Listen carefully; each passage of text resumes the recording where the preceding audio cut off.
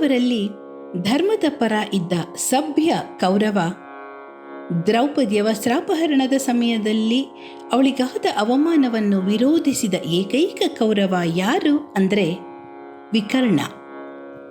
100 ಮಂದಿ ಕೌರವರಲ್ಲಿ ಧರ್ಮದ ಪರ ಇದ್ದ ಏಕೈಕ ಸಭ್ಯ ಕೌರವ ವಿಕರ್ಣ.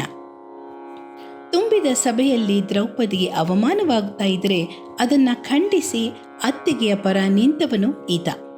ಅಣ್ಣ, ನೀನು ಮಾಡ್ತಾ ಇರೋದು ಅಧರ್ಮದ ಕಾರ್ಯ ಎಂದು ವಿಕರ್ಣ ದುರ್ಯೋಧನನಿಗೆ ನೆನಪಿಸಿದ್ದ.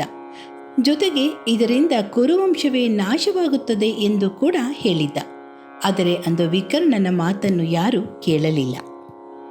ದ್ರೌಪದಿಗಾದ ಅನ್ಯಾಯ ಕುರುಕ್ಷೇತ್ರದ ಯುದ್ಧಕ್ಕೂ ಕಾರಣ ಆಯಿತು.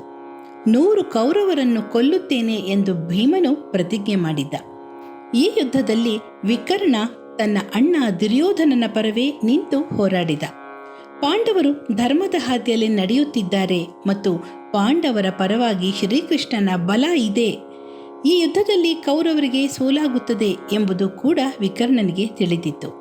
ಆದರೂ ಕ್ಷತ್ರಿಯ ಧರ್ಮ ಪಾಲನೆಗೋಸ್ಕರ ವಿಕರ್ಣ ಪಾಂಡವರ ವಿರುದ್ಧ ಯುದ್ಧಕ್ಕೆ ನಿಂತಿದ್ದ. ಯುದ್ಧದಲ್ಲಿ ವಿಕರ್ಣ ಮತ್ತು ಭೀಮ ಯುದ್ಧ ಮಾಡುವ ಸನ್ನಿವೇಶ ಬರುತ್ತದೆ. ಆಗ ಭೀಮ, ನಿನ್ನೊಂದಿಗೆ ಯುದ್ಧ ಮಾಡಲು ಮನಸ್ಸಿಲ್ಲ. ನಾನು 100 ಕೌರವರನ್ನು ಕೊಲ್ಲುತ್ತೇನೆ ಎಂದು ಶಪಥ ಮಾಡಿದ್ದೇನೆ. ನಿನಗಾಗಿ ಶಪಥವನ್ನೂ ಮುರಿಯಲು ಸಿದ್ಧನಿದ್ದೇನೆ. ನನ್ನ ಎದುರಿಗೆ ಬಾರದಿರು ಎಂದು ಭೀಮ ಸೋದರ ವಿಕರ್ಣನಲ್ಲಿ ಹೇಳ್ತಾನೆ. ಆಗ ವಿಕರ್ಣ ಭೀಮನಿಗೆ ಹೇಳ್ತಾನೆ, ಅಂದು ನನ್ನ ಅಣ್ಣ ತಪ್ಪು ಮಾಡುವುದನ್ನು ತಡೆಯುವ ಸಲುವಾಗಿ ಹೆಣ್ಣಿಗೆ ಅವಮಾನವಾಗಬಾರದು ಎಂಬ ಕಾರಣದಿಂದ ದುರ್ಯೋಧನನ ವಿರುದ್ಧ ಮಾತನಾಡಿದೆ. ಆದರೆ ನೀವು ನಿಮ್ಮ ಅಣ್ಣನಿಗೆ ಹೇಗೆ ನಿಷ್ಠರಾಗಿದ್ದೀರೋ ಈ ಯುದ್ಧದಲ್ಲಿ ನಾನು ನನ್ನ ಅಣ್ಣನಿಗೆ ನಿಷ್ಠನಾಗಿರಬೇಕಾಗಿದೆ.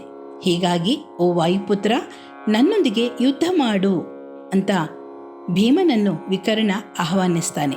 ಬಳಿಕ ಇಬ್ಬರ ನಡುವೆ ಯುದ್ಧವು ನಡೆಯುತ್ತೆ. ಈ ಯುದ್ಧದಲ್ಲಿ ವಿಕರ್ಣ ಸಾವನ್ನಪ್ಪುತ್ತಾನೆ.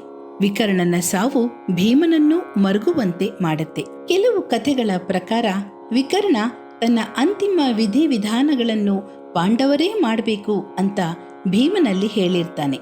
ಹಾಗಾಗಿ ಭೀಮ ತುಂಬ ದುಃಖದಿಂದ ವಿಕರ್ಣನ ಅಂತಿಮ ಕಾರ್ಯವನ್ನ ನೆರವೇರಿಸ್ತಾನೆ. ಅಲ್ಲಿಗೆ ಕುರುವಂಶದಲ್ಲಿದ್ದ ಸಭ್ಯ ವೀರನೊಬ್ಬ ಅಸ್ತಂಗತನಾಗ್ತಾನೆ.